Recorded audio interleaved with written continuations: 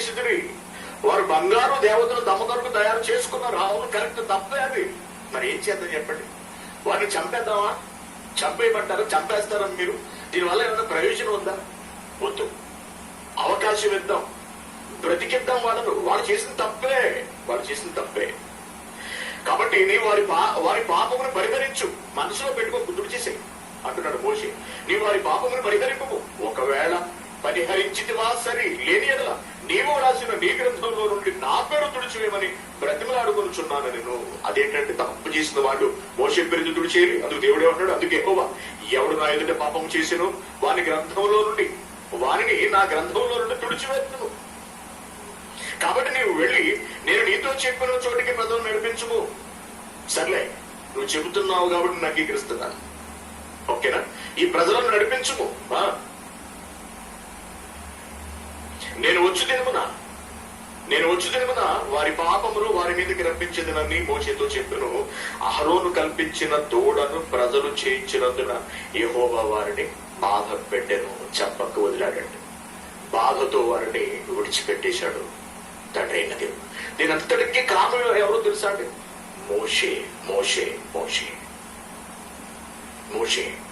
మోషే లేకపోతే ఇశ్రాయేలీయులను ఎప్పుడూ చంపేతుడు దేవుడు.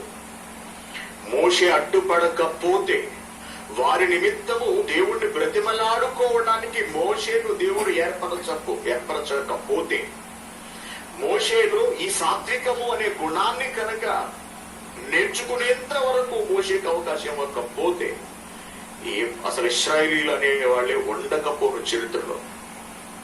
కారణం, వారంత భయంకరమైన మూర్ఖులు, కఠినమైన స్వభావం కలిగిన వాళ్ళు. కాబట్టి ఇంత గొప్ప సమాజాన్ని నడిపించగలిగాడు, దేవునిచ్చే ఇంత గొప్ప పేరు తెచ్చుకున్నాడు అంటే మోషేకున్నటువంటి సాత్వికమైన లక్షణము. ఈ లక్షణం మనలో ఉన్నదా? సాత్వికత, వినయభావము, మార్ధవము, ఓపిక పట్టడము, సహించడము మనలో ఉన్నవాడిని ఏ కోచైనా అసలు ఉన్నవా మనలో కనపడుతూ ఉంటాయా? ఏదైనా ఒక చిన్న మాట ఎవడనంటే ఒంటికాలి మీద వెళ్ళిపోయే స్వభావం అంటే మనం. ఇక మనం భూలోకాన్ని ఎలా స్వతంత్రించుకుంటామండి?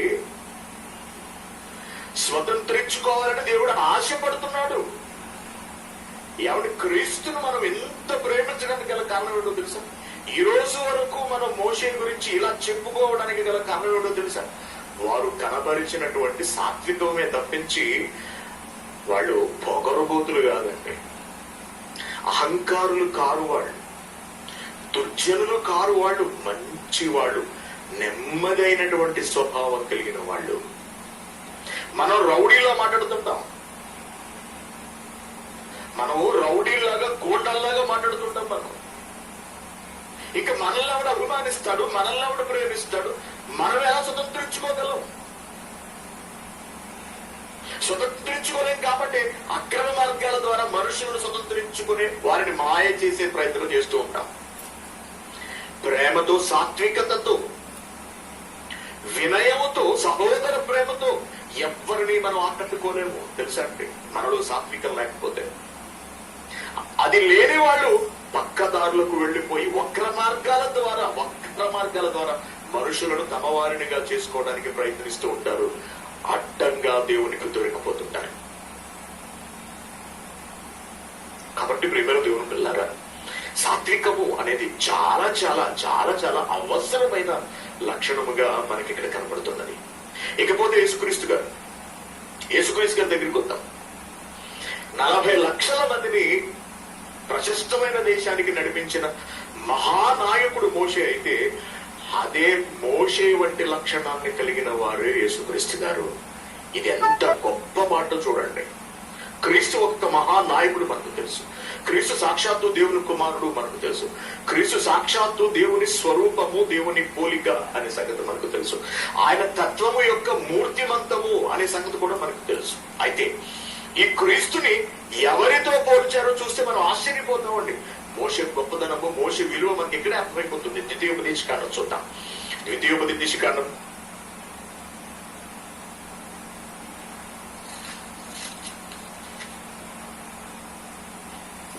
18వ అధ్యాయము. ద్వితీయోపదేశకాండము 18వ అధ్యాయము 16 ఈ గొప్ప అగ్ని నాకు ఇకను కనబడకుండును గాక అని చెప్పితివి. ఆ సమయమున నీ దేవుడైన యెహోవా నువ్వు నీవు అడిగిన వాటన్నిటి చొప్పున నీ దేవుడైన యెహోవా నీ మధ్యను నా వంటి ఒక ప్రవక్తను నీ సహోదరులలో నీ కొరకు పుట్టించును. ఆయన మాట నీవు వినవలెను. మరియు యెహోవా నాతో ఇట్లనెను, వారు చెప్పిన మాట మంచిది. వారి సహోదరులలో నీ వంటి ప్రవక్తను వారి కొరకు పుట్టించెదను. నీ వంటి ప్రవక్త ఎవరి వంటి ప్రవక్త? మోషే వంటి ప్రవక్త. ఏమండి, మనుషులందరూ క్రీస్తును పోలి నడవాలి. మనుషులందరూ క్రీస్తు వలె జీవించాలి. క్రీస్తును ధరించుకోవాలి. ప్రతి వ్యక్తికి ఆదర్శమూర్తి యేసుక్రీస్తు గారు. కానీ ఇక్కడ క్రీస్తును ఎవరితో పోల్చి చెబుతున్నాడో తెలుసా అండి? మోషే వంటి ప్రవక్త అన్నాడు. అంటే యేసుక్రీస్తు గారు ఎలా నడుచుకున్నాడో మోషే కూడా అలాగే నడుచుకున్నాడు అన్నమాట. ఎంత వింతగా ఉన్నదో చూడండి సంగతి. అనగా క్రీస్తు కన్నా ముందే క్రీస్తు వలె మరొక వ్యక్తి ఈ భూమి మీద బ్రతికాడు అంటే చాలా ఆశ్చర్యం. క్రీస్తు వలె ఒక్కరోజన్నా మనం జీవిస్తున్నామండి. ఒక్కరోజు మన బ్రతుకుకాలం ఇన్నేళ్లు గడిచే కదా. ఒక రోజన్నా ఈ రోజు నేను యేసుక్రీస్తులా బ్రతకడానికి ప్రయత్నిస్తాను అని మనం ప్రయత్నించిన రోజులు ఏవైనా ఉన్నవా? మన మాట, మన చేత, మన చూపు, మన నడవడిక, మన ఆలోచన ఇవేవైనా క్రీస్తును పోలి ఉన్నవంటారా? ఒక్కరోజైనా లేదు. కానీ ఏకంగా ఒక మనిషే భూమి మీద బ్రతికాడు క్రీస్తును పోలి. అతడే మోషే. అందుకే మోషే సాత్వికత్వాన్ని మనం తేలిగ్గా తీసుకోవడానికి వీలున్న ఎట్టి పరిస్థితుల్లోనూ కూడా మోషే ఒకసారి కోపపడితే పడుండొచ్చు. సాత్వికుడే కోపపడ్డాడు అంటే ఆలోచించండి.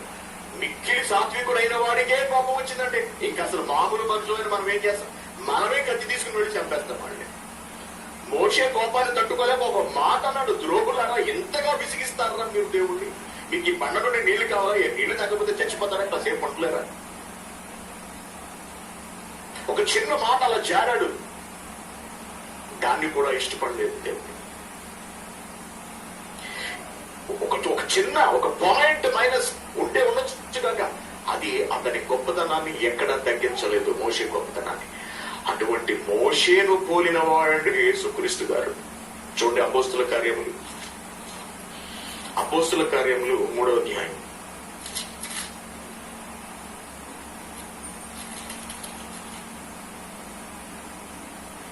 అపోస్తుల కార్యములు 3వ అధ్యాయం 21వ వచనం.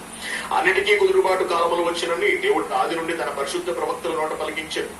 అంతవరకు యేసు పరలోక నివాసి ఉన్నట్టు అవశ్యము. మోషే ఇట్లనెను, ప్రభు అయిన దేవుడు నా వంటి ఒక ప్రవక్తను మీ సహోదరులలో మీ కొరకు పుట్టించును.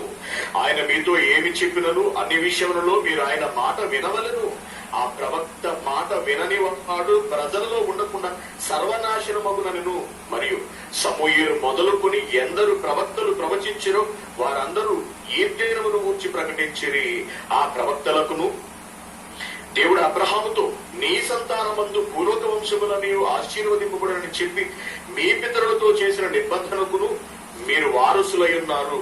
దేవుడు ఆ తన సేవకుని పుట్టించి మోషే ఏ ప్రవక్త గురించి అయితే చెప్పాడు, అబ్రహామును ఆశీర్వదించిన దేవుడు ఎవరిని ఉద్దేశించి ఏ ఆలోచనలు మనసులో పెట్టుకుని అబ్రహామును ఆశీర్వదించాడు, అతడిని దేవుడు పుట్టించాడు. అతడు ఎవరో కాదు, సాక్షాత్తు యేసుక్రీస్తు గారే. దేవుడు తన సేవకుని పుట్టించి మీలో ప్రతి వానిని వాని దుష్టత్వం నుండి మళ్లించడం వలన మిమ్మల్ని ఆశీర్వదించుటకు ఆయనను మొదట మీ యొద్దకు పంపారని చెప్పాను. పేతురు గారు చెబుతున్నారు. ఆ ప్రవక్త ఎవరు అనుకుంటున్నారు? సాక్షాత్తు యేసుక్రీస్తు గారే. అంటే మోషేలో ఉన్న సాత్వికమును మరింత ద్విగుణీకృత పరచిన వాడు యేసుక్రీస్తు గారు. మరింత తేజస్సు తీసుకొచ్చిన వాడు. మోషేలో ఉన్నటువంటి ఆ సుగుణానికి మరిన్ని వన్నెలను అద్దిన వారు యేసుక్రీస్తు గారు. అందుకే మోషే వంటి ప్రవక్త, దేనిలో సాత్వికములో మోషే వంటి ప్రవక్త, సాత్వికములో మోషే వంటి ప్రవక్త. అంత గొప్పవాడు మోషే. కాబట్టి అందుకే మత్తయి సువార్త 11:29 యేసుక్రీస్తు గారు ఏమంటారు చూసాం మనం ఇందాక. మత్తయి సువార్త 11:29 నేను సాత్వికుడను, దీన మనస్సు గలవాడను. నేను సాత్వికుడను, నేను సాత్వికుడను, నేను సాత్వికుడను. మోషే సాత్వికుడు కాబట్టి మోషే ఇశ్రాయేలీయుల ప్రజల మనస్సులను దోచుకున్నాడు, వారిని స్వతంత్రించుకున్నాడు. 40 ఏళ్ల పాటు ఇంచుమించు లక్షల మంది జనాంగానికి నాయకుడయ్యాడు.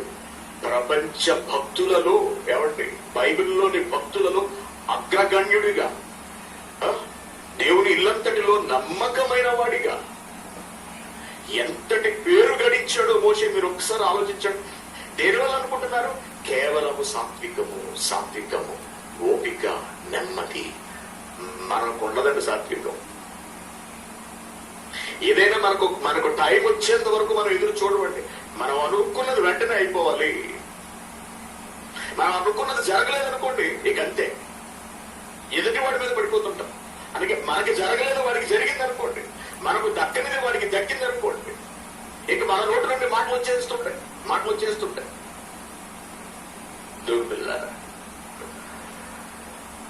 దేని కొరకు ప్రాకులాడుతున్నాం ఈ రోజున?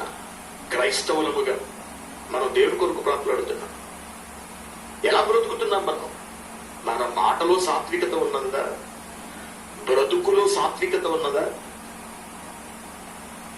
చేతలలో సాత్వికత ఉన్నదా? లేకపోతే బలవంతము, దుర్మార్గము, ఆక్రమించుకోవడము ఉన్నదా? ఆక్రమించుకునేవాడు దుష్టుడు. పరలోకాన్ని ఆక్రమించుకోవాలని ప్రయత్నించాడు వాడిలో సాత్వికం లేదు, వినయం లేదు, సాత్వికుడు కాడు. అటువంటి బుద్ధి మనలో ఉన్నదా? అటువంటి నీచ గుణం మనలో ఉన్నదా? మనము భూలోకమును స్వతంత్రించుకోలేము. భూలోకాన్ని స్వతంత్రించుకోలేని మనం పరలోకాన్ని ఎలా స్వతంత్రించుకుంటాము? ఇది ప్రశ్న. అంతే కదండి. సాత్వికమైన బుద్ధి లేక భూలోకాన్ని స్వతంత్రించుకోలేని మనకు పరలోకాన్ని స్వతంత్రించుకునే అవకాశాన్ని దేవుడు ఎందుకు ఇస్తాడు? ఇప్పుడు కోల్పోతామన్నారు దాన్ని.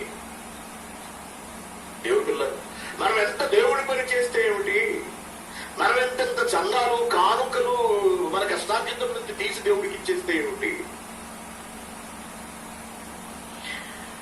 మనలో సాత్వికములు లేని నాడు, మనలో వినయము లేని నాడు, అహంకారులమై కళ్ళు నెత్తికెక్కి మనం ప్రవర్తిస్తున్న నాడు భూలోకాన్ని స్వతంత్రించుకోలేము. ఇక పరలోక రాజ్యాన్ని మనమే స్వతంత్రించుకుంటాము.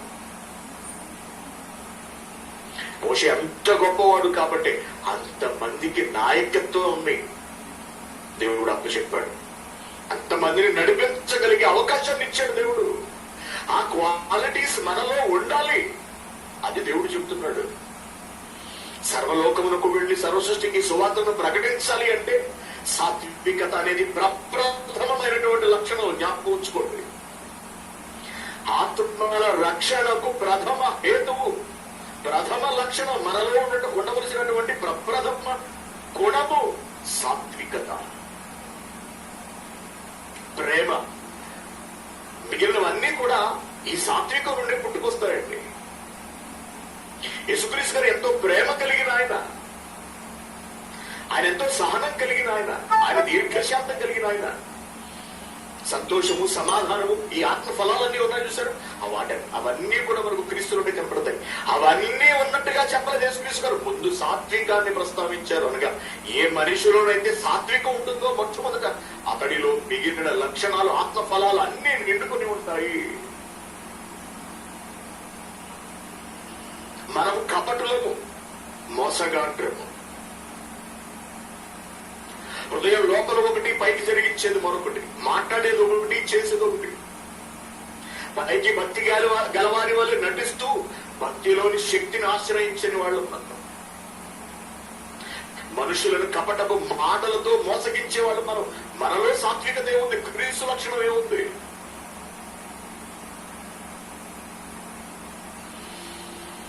కాబట్టి ప్రేమ దేవుడు పిల్లారా, ప్రతి ఒక్కరూ దేవుడి కొరకు ఏదో చేసేయాలని అనుకుంటూ ఉంటారంటే, కానీ దానికి కావలసిన ప్రాథమిక లక్షణాలు కూడా ఉన్నాయి. అందరూ మనుషులచే గుర్తింపబడాలని అనుకుంటారు. అందరూ తాము కూడా మహిమపరచబడాలి, అందరిలోనూ గౌరవం పొందాలని అనుకుంటారు. కానీ దానికి తగిన లక్షణాలు ఏవి? సాత్వికత ఉన్నదా? మోషే అంతటి సాత్వికత ఉందా? కొన్ని కనీసం దానిలో సగమైనా ఉందా? కొందరు క్రైస్తవులు మాట్లాడుతుంటారంటే భయంకరమైనటువంటి రఫ్ లాంగ్వేజ్, రఫ్ బిహేవియర్ అనమాట. నోటికి ఎంత మాట వస్తే అంత మాట మాట్లాడేసేయడమే. క్రైస్తవుడువేనా? కొందరి నోట నుండి భయంకరమైన బూతుల మాటలు. క్రైస్తవులేనా? అహంకార పూరిత ధోరణి, నిర్లక్ష్యపూరిత ధోరణి, ధిక్కార ధోరణి. క్రైస్తవుడువేనా నువ్వు? సాటి పని చేసేవాడంటే నీకు గిట్టదు, పని చేయలేకపోతున్న వాడంటే నీకు గిట్టదు. అనేక కారణాలచే దేవుడి పని జరిగించలేని వాళ్ళు ఉంటారు. దేవుడి పని జరిగించేవాడు జరిగించని వాళ్ళని చూసి అహంకార పడిపోవడం, గర్వపడిపోవడం, విర్రవీగిపోవడం. మేం చేస్తున్నాం. అది సాత్వికత లక్షణం కాదు. అటువంటి వాడు సాత్వికుడు కాలేడు ఎప్పటికీ కూడా. భూలోకములు స్వతంత్రించుకోలేరు అటువంటి వాళ్ళు. అనగా మనుషుల మనస్సులను గెలుచుకోలేరు. మోషే లక్షల మంది ప్రజల హృదయాలను గెలుచుకున్నాడు. యేసుక్రీస్తు గారు ప్రపంచాన్ని లేక భూలోకాన్ని స్వతంత్రించుకున్నాడు కేవలం సాత్వికంతో. అంత శక్తివంతమైనది అది. నువ్వు ఆయుధాన్ని చేతబట్టుకోవాల్సిన అవసరం లేదు, రాజ్యాల మీదకి దండెత్తాల్సిన అవసరం లేదు. నీ వినయము, నీ సాత్వికమే నిన్ను అంతటి వాడిని చేసి పెడుతుంది అని దేవుడు తెలియజేస్తున్నాడు. ఎంత ఉన్నతంగా ఉందో చూడండి ఈ అంశం. అసలు సాత్వికత మనలో ఉన్నది. ఆడవాళ్ళు ఎంత రఫ్ గా మాట్లాడతారంటేనండి, ఒక ఆడది అలా మాట్లాడుతుంటే వినడానికి చాలా అసహ్యం ఉంటది. అంత రఫ్ గా మాట్లాడతారు. బూతులు నోరెట్టితే బూతులు. కనీసం మాట విషయంలో కూడా నీకు నియంత్రణ లేకపోతే ఇంకేంటి అసలు? పచ్చి బూతులు మాట్లాడుతుంటారు. ముసుగేసుకుని మళ్ళీ చర్చి వెళ్ళిపోతుంటారు. బయట పట్టణం ఇళ్ళలో చూడ, బ్యాటల దగ్గర చూడండి మీకు ఎలా ఉంటుంది అనుకుంటుంటారు. కాబట్టి స్త్రీకి ఏమిటి, పురుషునికి ఏమిటి, సాత్వికత ఎంతో ఎంతో ఎంతో ఎంతో అవసరము.